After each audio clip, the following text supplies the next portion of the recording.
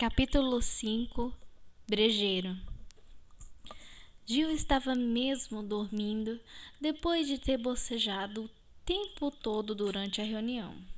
Não gostou nem um pouco de ser acordada e de se ver num campanário empoeirado e escuro, cheio de corujas. Gostou ainda menos quando ouviu que deviam partir para algum lugar que não parecia ser a cama, nas costas da coruja. Ora, vamos, Gil, disse Eustáquio. É mais uma aventura, afinal de contas. Já estou cheia de aventuras, respondeu a menina zangada. Mas acabou subindo em plumalume, e o vento frio da noite deixou-a totalmente desperta, por algum tempo. A lua sumira e não havia estrelas. Muito atrás, Gil conseguiu distinguir uma janela acesa, sem dúvida de uma das torres de Caí-Paravel. Isso lhe deu saudades daquele quarto maravilhoso. Colocou as mãos sob a capa, aconchegando-se. Eustáquio, a sua certa distância, conversava com a sua coruja. Nem parece cansado, pensou Gil, sem saber que o clima de Nárnia devolvia ao menino a força que adquirira quando navegara com o rei Cáspian pelos mares orientais. Gil tinha de dar beliscões em si mesma para manter-se acordada, temendo escorregar e cair do dorso de Plumalume. Quando as corujas chegaram ao fim da viagem, ela pulou para o chão firme. Soprava um vento danado de frio. Não se via uma árvore. Turru, turru! Chamava Plumalume. Acorde, brejeiro, rápido! É da parte do leão. Por um longo tempo não houve resposta. Depois, ao longe, surgiu uma luzinha que começou a aproximar-se e uma voz. Olá, corujas! O que há? Morreu o rei? Há inimigo em Nárnia? Enchente? Ou dragões? A luz vinha de uma lanterna, mas Gil podia distinguir um pouco da pessoa que a segurava. Parecia alguém feito só de pernas e braços.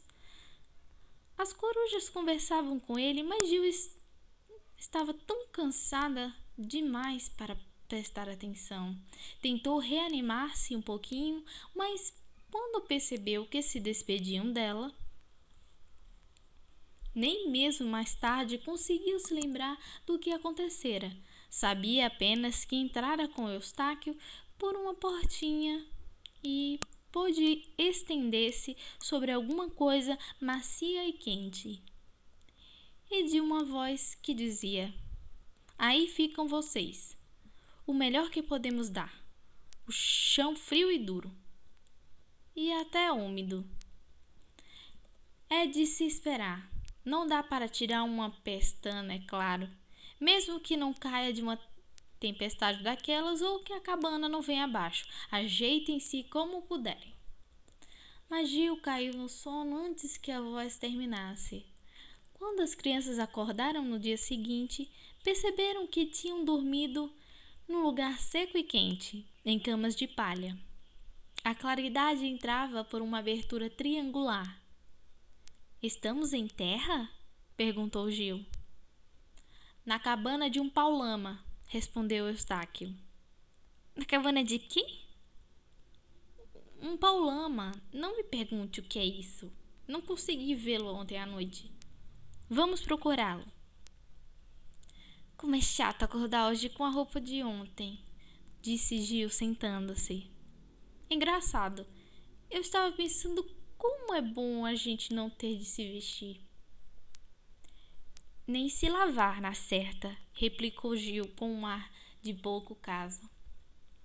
Mas Eustáquio já estava de pé, bocejando e espreguiçando-se, e logo caiu fora da cabana. Gil fez o mesmo.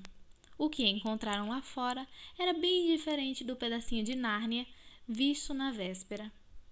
Estavam num terreno muito plano, cheio de inumeráveis ilhazinhas cortadas por incontáveis canais. As ilhas eram cobertas de capim e cercados de juncos. Nuvens de aves pousavam e revoavam dos juncos, marrecos, narcejas, galinholas e garças. Viam-se por ali muitas cabanas iguais àquela em que passaram a noite, mas separadas a uma boa distância umas das outras, pois os paulamas apreciam muito a privacidade. A não ser a floresta, a muitos quilômetros de distância, não se via uma só árvore. Para o leste, o aladiço estendia-se na direção de pequenas colinas arenosas. Ao norte ficavam outras colinas esmaecidas. O resto era alagadiço plano, um lugar de dar tristeza numa tarde de chuva.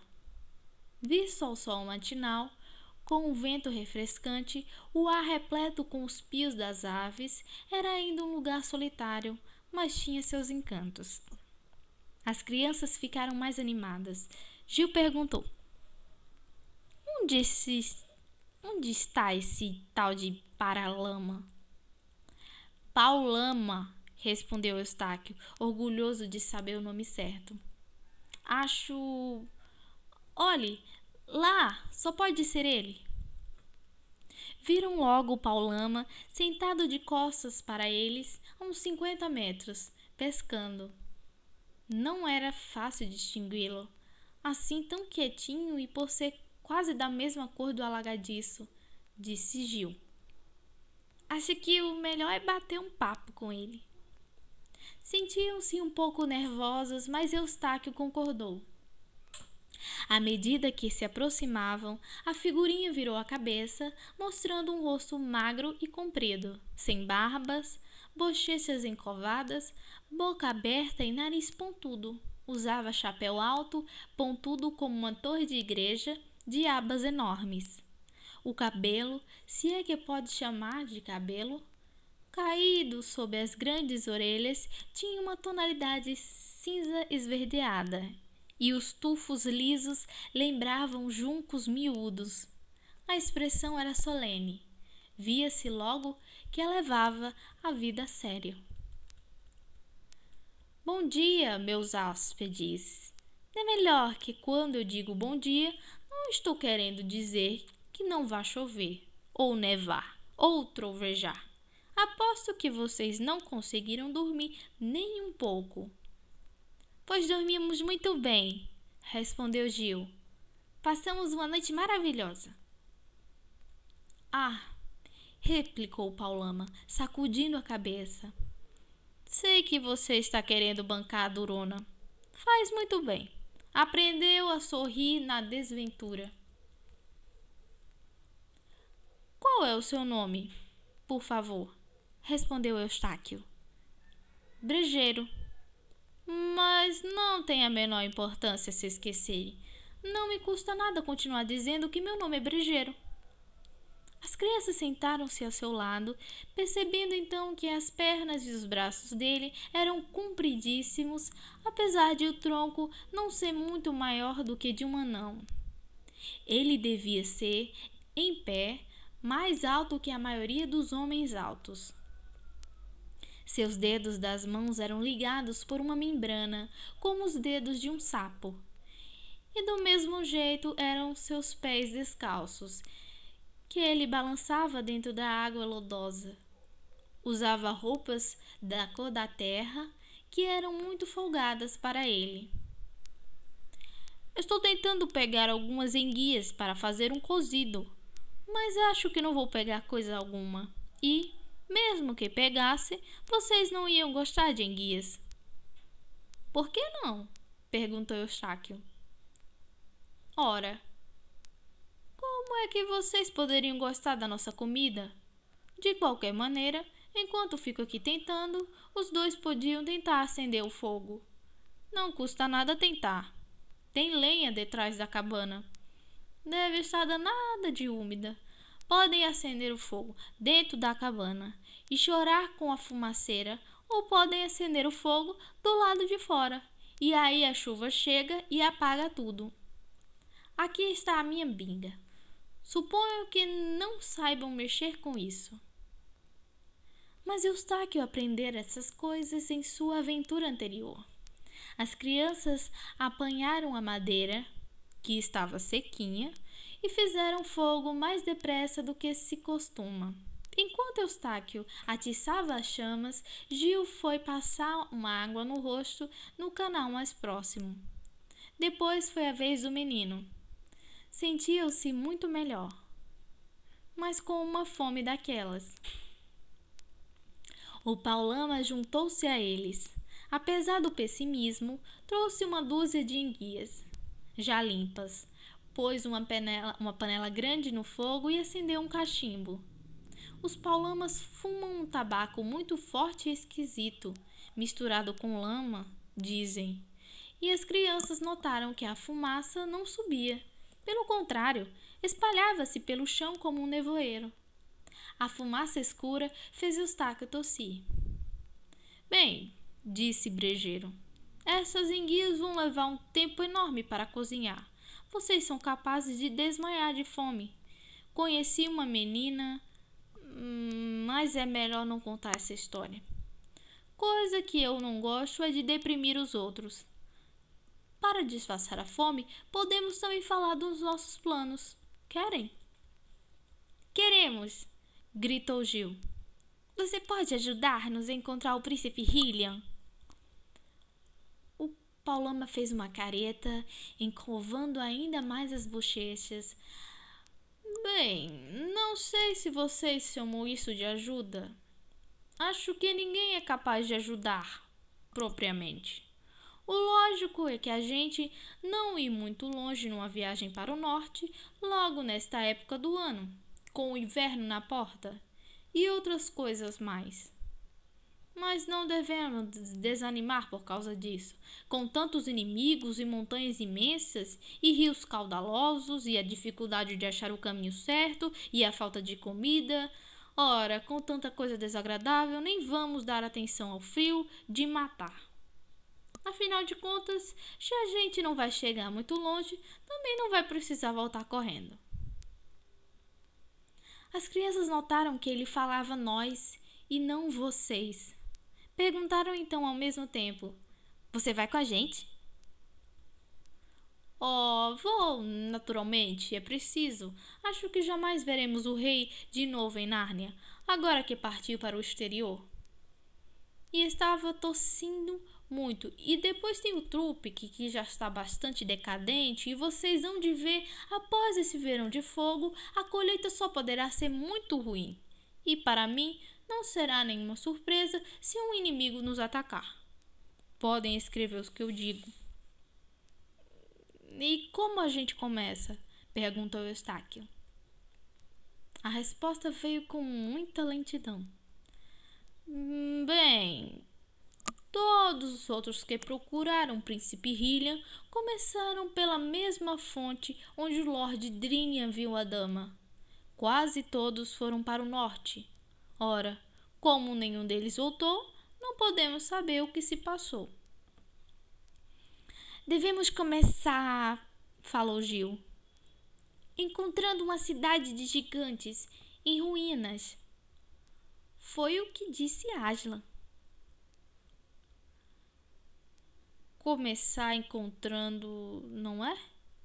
Perguntou Brejeiro. Será que não é permitido começar procurando a cidade? Foi exatamente o que eu quis dizer. Depois de achar a cidade... Ah, depois! Exclamou Brejeiro com secura.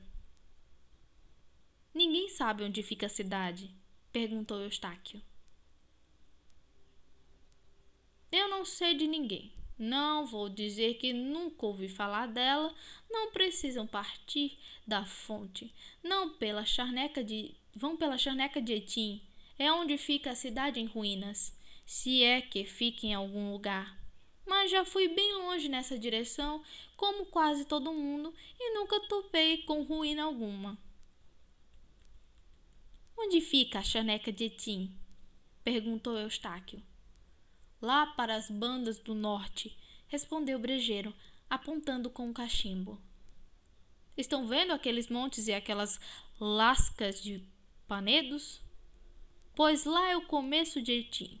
Mas daqui para lá há um rio no meio, o rio Ruidoso. Não há pontes, é claro. Espero que a gente consiga vadeá-lo, falou o menino. Bem, já foi vadeado, admitiu Paulama. E talvez encontremos em ti quem possa ensinar-nos o caminho, disse Gil. Perfeito, quem possa. Que espécie de gente vive lá? Indagou Gil. Não cabe a mim afirmar que eles não estavam certos ao modo deles, respondeu Brejeiro. Mas o que são eles? Insistiu Gil. Há tanta gente esquisita nesse país, estou perguntando se são animais, passarinhos, anões ou sei lá o quê. O Paulama deu um longo assovio. Você não sabe? Pensei que as corujas tinham contado. São gigantes. Gil estremeceu. Jamais se dera bem com os gigantes. Mesmo nos livros, já se encontrara com um durante um pesadelo. Notando depois a cara de Eustáquio bastante esverdeada, achou que ele estava pior do que ela, o que a fez sentir mais corajosa. O rei há muito me disse, falou Eustáquio, quando andei com ele pelos mares, que derrotara esses gigantes e os forçara à submissão. Verdade, confirmou Brejeiro. Não estão mais em guerras conosco. Desde que fiquemos do lado de cá do rio, Ruidoso, não tocarão em nós, mas do lado de lá, sempre pode haver um jeito. Se não chegarmos muito perto deles, se alguns deles não perder a cabeça, se não formos vistos, poderemos caminhar um bom pedaço. Olha aqui, disse Eustáquio, perdendo o controle, como costuma acontecer com as pessoas amedrontadas. Não acredito na metade do que você está falando. As camas da cabana também não eram duras e nem a lenha estava molhada. Aslan não nos teria enviado se o risco fosse tão grande. Esperou que o Paulama lhe respondesse, enraivecido, mas não. É isso aí, Eustáquio. E é assim que se fala. É ver a coisa pelo lado melhor. Só que devemos ter muito cuidado com os nervos, já que teremos de atravessar tantas dificuldades juntos. Não adianta brigar, pelo menos não desde já. Sei que as expedições desse tipo acabam, em geral, desse modo, um esfolando o outro antes da hora. Quanto mais tempo a gente pode suportar? Bem, se é tão pouca sua esperança, interrompeu o menino, é melhor ficar. Gil e eu poderemos ir sozinhos. Não banque o burro, Eustáquio, atalhou a menina apavorada com a ideia de que o Paulama pudesse tomar as palavras dele ao pé da letra. Não tenha receio, falou Brejeiro. É claro que eu vou. Não posso perder essa oportunidade. Só irá me fazer bem. Eles sempre dizem, os outros Paulamas dizem, que eu sou muito volúvel, que não levo a vida muito a sério. Já disseram 1 milhão de vezes. Brejeiro, você é todo empáfia e fanfarronada, um brincalhão. Precisa aprender que a vida não é só rã e enguia na barriga, e mais nada. Precisa achar algo que lhe sofreie um pouco.